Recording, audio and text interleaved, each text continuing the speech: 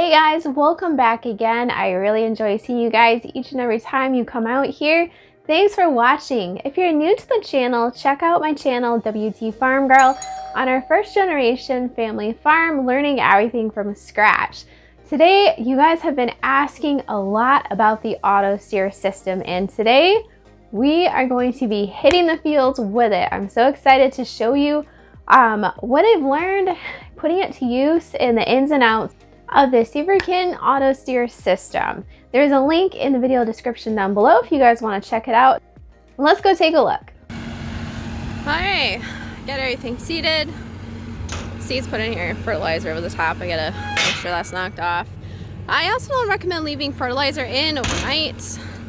I should have just ran it through, but I was exhausted and didn't even think of it.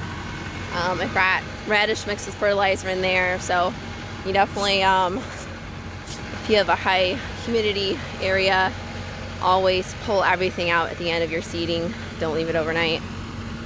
And it wasn't raining or anything, but just the air moisture was enough to do it in. These cords are really long. I'm not liking that, but anyway, let's give it a whirl. So I put just a bit of radishes mixed with the fertilizer because I'm not sure, because this is pretty much wide open. And then we have this set to what should be approximately 8 to 10 acres, 8 to 10 pounds per acre. And then I have the seed cups. These might have to be adjusted. They're on the first setting right here. So that's what it looks like in there. So, all right, I have it set to do our first run.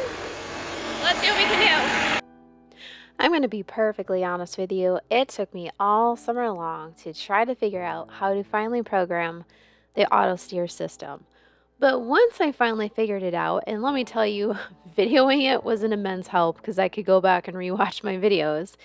Once I figured it out, I had a good understanding of it. The more you do it, the more simple it is. But the first couple of times figuring out the options was a real. Right after I got done shooting that video, they released a new version of their system, which includes field management, boundary management, task management, a smarter U-turn, an implement library, and overall a little bit more intuitive interface for the user. This system can track paths that have already been completed and areas of the field that have already been completed to make it easier if you have to start and stop again, which is one of the things I had to do. So I'm estimating that I'm trying to put down about 8 pounds of grass per acre. The radish and the fertilizer is just added benefits to help add some nutrition back into the soil. I already had the granular fertilizer, and I thought that I could add the radish and it would grow just enough before winter to really dig deep into the soil. Unfortunately, I don't think it did because we were seeding so late into the year, but it was worth a shot. Now this particular seeder actually has 3 seed boxes. This is the native grass seeder, and I was honestly impressed with it. I really enjoyed having 3 different seed boxes. The seed box in the middle you really can't calibrate as far as I could tell. It's just meant to keep seeds separate from the other seeds as far as I could get it.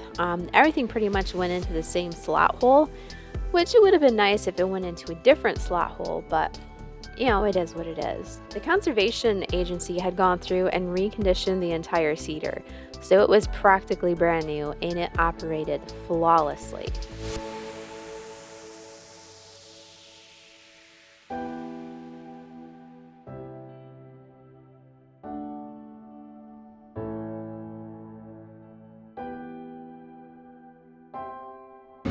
Clean this out quick. A lot of fertilizer in there. I might just have to run it like that until I can get that fertilizer out.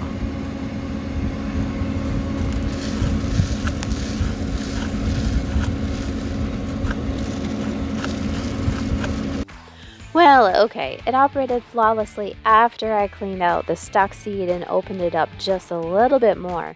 You really want to watch to make sure that you don't have the opening too small, otherwise it's just going to grind your seed into powder and then it's going to be useless. And that's exactly what the John Deere seeder did last time.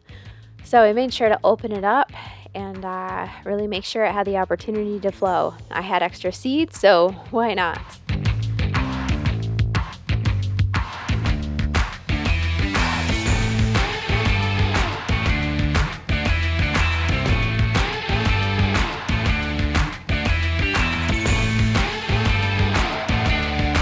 Alright, so enough yammering. Let me show you exactly how I set this system up from start to finish in the program. Plotting a field, getting the implement set up in the system, and finally running the pattern. Because really that's the nitty-gritty of does it work and how well does it work. Let's go. Now in the previous Sveaverken video, we walked you through how to actually set up the system and connect to the different types of satellite systems. Out here in this field in Michigan, we have a lot of trees around us and we have a lot of smaller fields. It can be really tricky to get satellite signals in your fields. Now the first couple of times during the previous months, I actually managed to connect to the RTK system and did run a couple patterns. But on this particular weekend, I cannot connect at all. Even though the skies were clear, my phone was fully charged, and there was a cell phone tower not very far from me. So I switched to SBAS, which is not as precise as the RTK, but it stayed connected, and honestly, I thought it did pretty well. Also, please note that RTK and SBAS are not compatible, so if one drops out halfway through, you have to redo the whole thing with the other system. So always make sure that your entire field can pick up signal for one particular system and stick with that one. Our smaller field we ended up doing with SBAS because it wouldn't pick up RTK for the entire length of it, but the larger field we actually did manage to get RTK, but it took a little bit of driving to pick it up.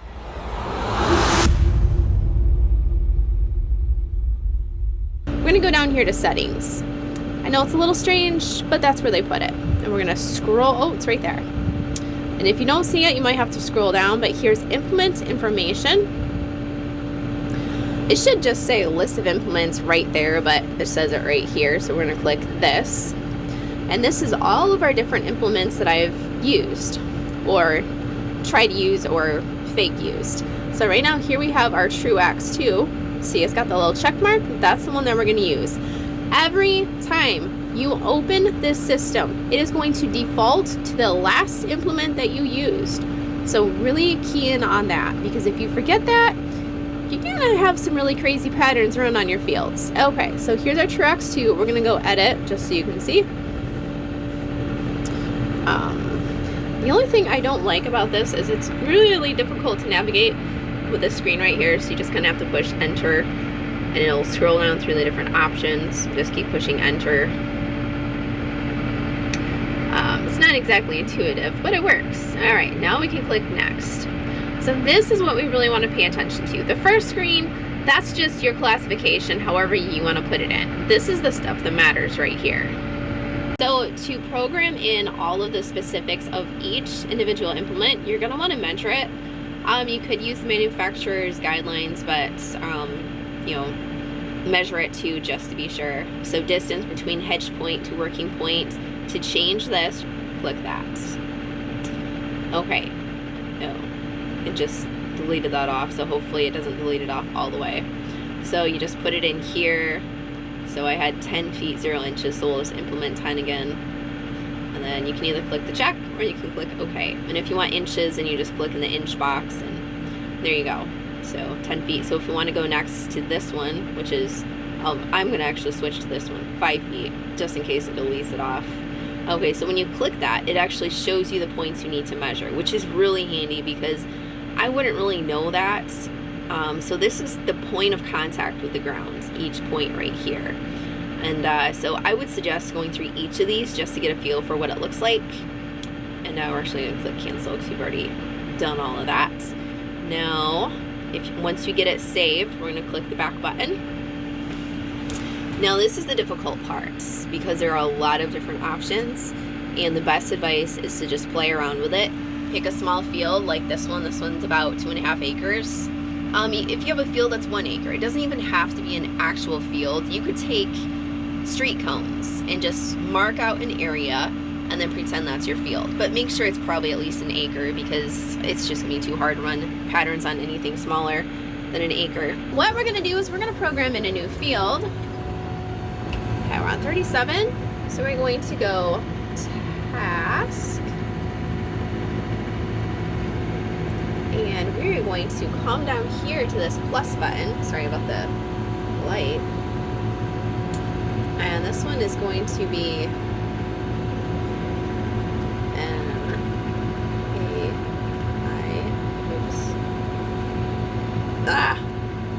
I'm not very good left-handed. Wait. Okay, I know I have nails on. I know that's like, people freak out whenever I paint my nails, and these are fake.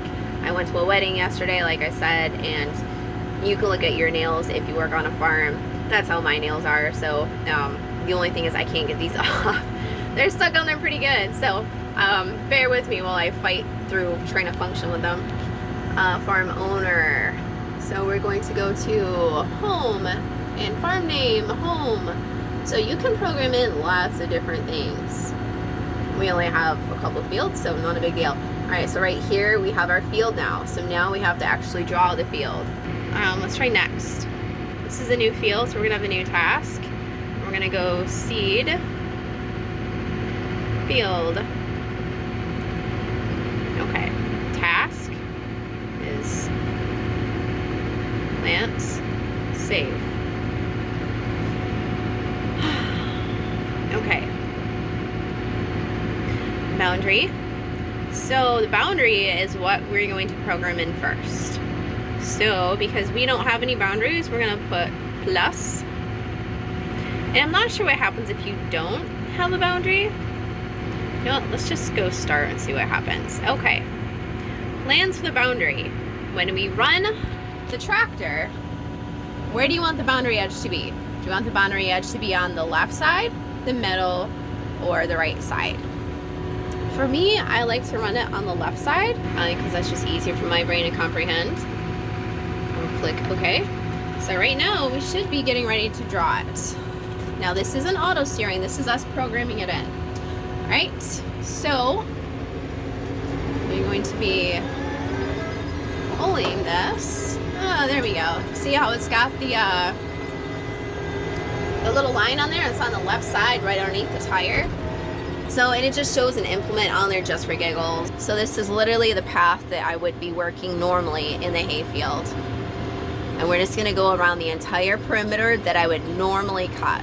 We just wanna make sure to keep our left tire up here. We gotta make sure to draw this out.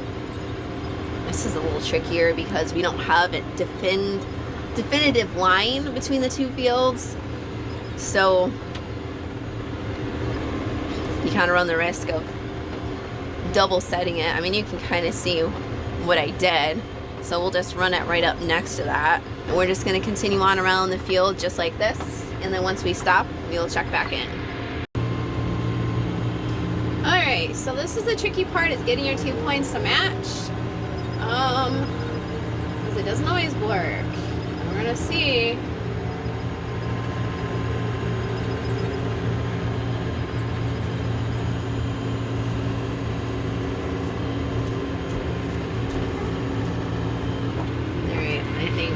Hopefully that's good enough. Save. So what you can do here is if you don't want your farming to be right on this, like if I chose to drive down my access road, then you can say, all right, the pattern I just ran, I want to farm 10 feet off from that. So you do have that option, and that's what this is right here. So you could do boundary name. This is just going to be field. And then it doesn't matter if it's inside or outside because it's 0 either way. We're gonna click save. Okay, so here's our field. This is 8.26 acres, so we're gonna select that. Oh, looky there, there's our field shape. Look how fun that is to cut for hay. Okay, so the next thing we're gonna do is guidance line. We're gonna just stay on no guidance. And then click play. Click OK. So it imported the idea. That's all that is. See, there's nothing on here. So now we're going to click start. And there's my crazy like train it. They're all pretty much gonna look like that unless you've got a great system for zooming in. So what I'm gonna do now, alright, so we're gonna do point A. We're gonna tell it to do a straight line because we're gonna utilize the U-turn function, and that only works if you have a straight line. I know it does give you options to do curvies, but I find it throws a lot of error codes if you do that, and I'm probably doing it wrong, but that's just what I found. So we are going to, we have points A over there. See, we got our little plotting post, and we're going to try to stay right on our perimeter here. Trying to stay off that line as much as possible, just because, like I said, I know it gets upset sometimes. Alright, so once we get to the end, then we're going to click that's point B.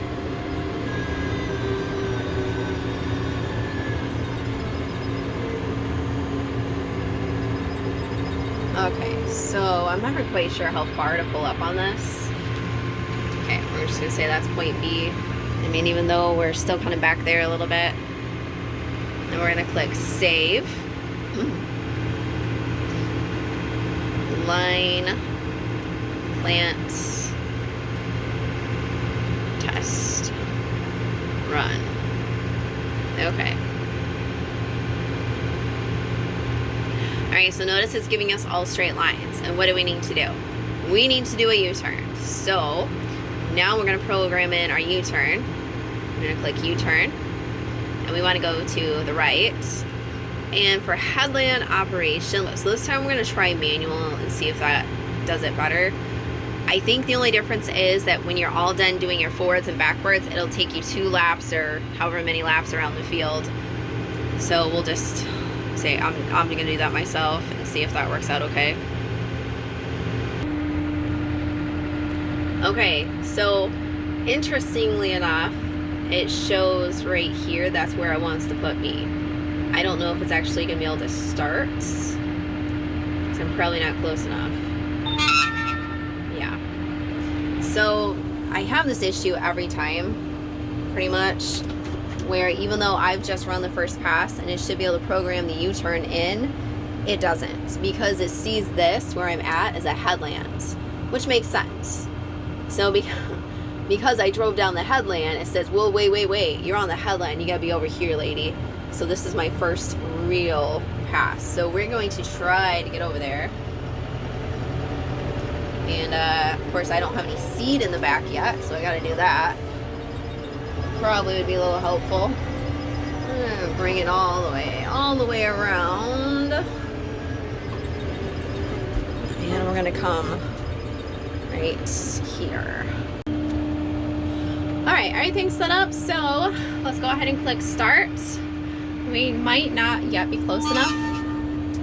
Yeah, see it's saying we're too far off.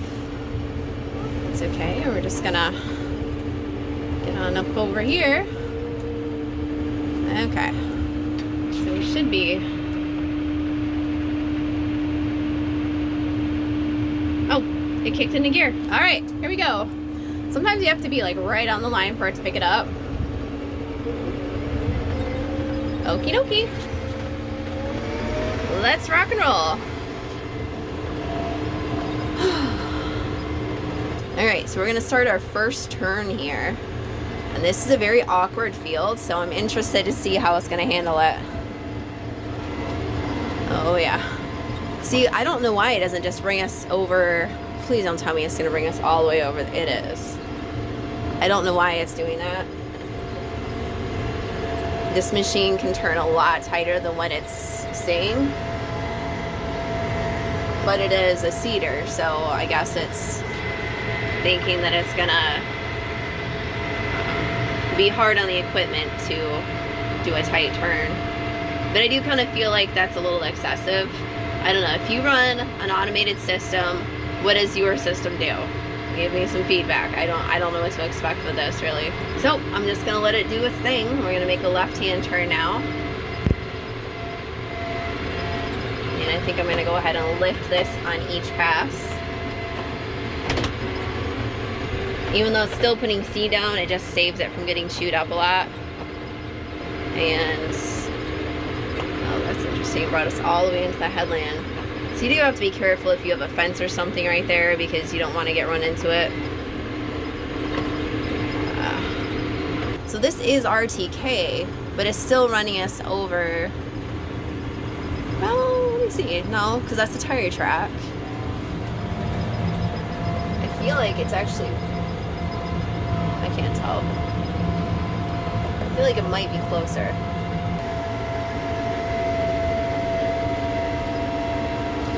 All right, well, we will check back in a little bit here, I guess. Now I don't know what to do. I'm not having to drive the tractor. I'm just sitting here. It's like being on a dead broke horse. You don't steer it. It's just, it already knows where it's going. You don't touch anything. You're just like, all right, bud, you know where to go. And that's what I feel like I'm riding, is a dead broke horse. So what do I do? Play solitaire on my phone? I don't know. I don't know what to do with myself now. I know some of the bigger guys, like, they do YouTube editing on their phone, which is like the worst idea because stuff can still go wrong. But I guess if you're in a really big field, then it's gonna take a lot longer before something goes wrong. I don't know. Yep, we're just going to keep on keeping on here. Let's see. So if this tire is going right into the other tire track, this should be dead nuts perfect, and then that seater should be seating right next to the other stuff. So actually I think it's probably about right. Oh, yeah, that looks about right. I think so. Yeah, okay, awesome.